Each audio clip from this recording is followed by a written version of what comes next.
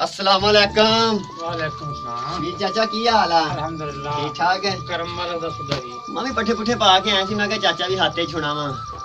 जी आया थे हां और पाला पट्ठे करम वाला कितना तबीयत है? शुक्र अल्हम्दुलिल्लाह। अच्छा ते ਹੋਰ ਚੌਰ ਸਾਹਿਬ ਦੀ ਨਵੀਂ ਤਾਜੀ? अल्हम्दुलिल्लाह। ਚੌਰ ਸਾਹਿਬ ਵੇਖ ਲਾ ਕਿ ਤੁਹਾਡੇ ਨਾਲ ਮੇਰਾ ਸ਼ੁਰੂ ਤੋਂ ਪਿਆਰ ਆ।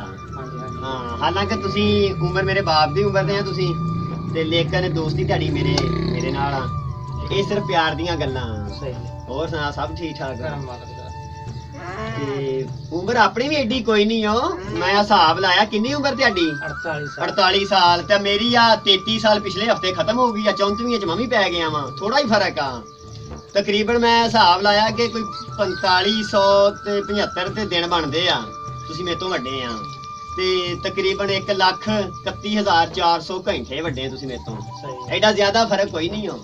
ਹਾਂ ਵੈਸੇ ਮੇਰਾ ਇੱਕ ਸਿਆਣਿਆਂ ਬੰਦਿਆਂ ਨਾਲ ਦੋਸਤੀ ਕਰਨ ਦਾ ਮੈਨੂੰ ਇੱਕ ਨਾ ਮੇਰਾ ਸ਼ੁਰੂ ਤੋਂ ਮਿਸ਼ਨ ਆ। ਸਹੀ। ਨਿਆਣਿਆਂ ਦੀ ਦੋਸਤੀ ਕੰਦੀ ਹੁੰਦੀ ਆ। ਅੱਛਾ ਚੌਧਰੀ ਸਾਹਿਬ ਮੈਂ ਤੁਹਾਨੂੰ ਦੱਸਣਾ ਸੀ ਪਾਕਿਸਤਾਨ ਦੀ ਟੀਮ ਦੇ ਬਾਰੇ हाँ हाँ। ਕਿ ਪਾਕਿਸਤਾਨ ਦੀ ਟੀਮ 'ਚ ਬੜਾ ਕੌਨਫੀਡੈਂਸ ਆ ਰਿਹਾ ਵਾ। हम्म। ਇਹ ਕਿਹੜੀ ਵਜ੍ਹਾ ਤੋਂ ਆ ਰਿਹਾ ਵਾ? ਕੌਣ ਲੈ ਕੇ ਆ ਰਿਹਾ ਵਾ? ਕੀ ਸਿਸਟਮ ਆ? पाकिस्तान टैलेंट की कमी कदों आई सी? ਅੱਛਾ पाकिस्तान टैलेंट की कमी तो है ही नहीं गी।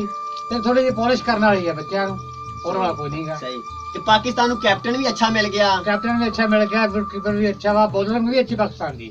बॉलिंग भी पाकिस्तान की बहुत नहायत अच्छी है। ਸਹੀ लेकिन इतना है कि मिडिल ऑर्डर बैट्समैन है कि नहीं, वो थोड़ा क्लैप कर रहे हैं, वो थोड़ा नहीं चल रहा है, थोड़े पॉलिश करने वाले हैं। ਚੌਧਰੀ ਸਾਹਿਬ ਜਿਹੜਾ ਮਿਡਲ ਆਰਡਰ ਜਿਹੜੇ ਖਿਡਾਰੀ ਆਉਂਦੇ ਆ हाँ जी। ਉਹ 5ਵੇਂ ਨੰਬਰ ਤੋਂ ਬਾਅਦ ਆਉਂਦੇ ਆ। नहीं, 2-3 नंबर तो 2-3 नंबर तो ਅੱਛਾ ਮਿਡਲ ਆਰਡਰ ਜਿਹੜੇ ਉਹਨਾਂ ਤੇ ਥੋੜੀ ਰੋਸ਼ਨੀ ਪਾਵੋ। ਉਹ ਕਿਉਂ ਨਹੀਂ ਚੱਲ ਰਿਹਾ ਹੈ?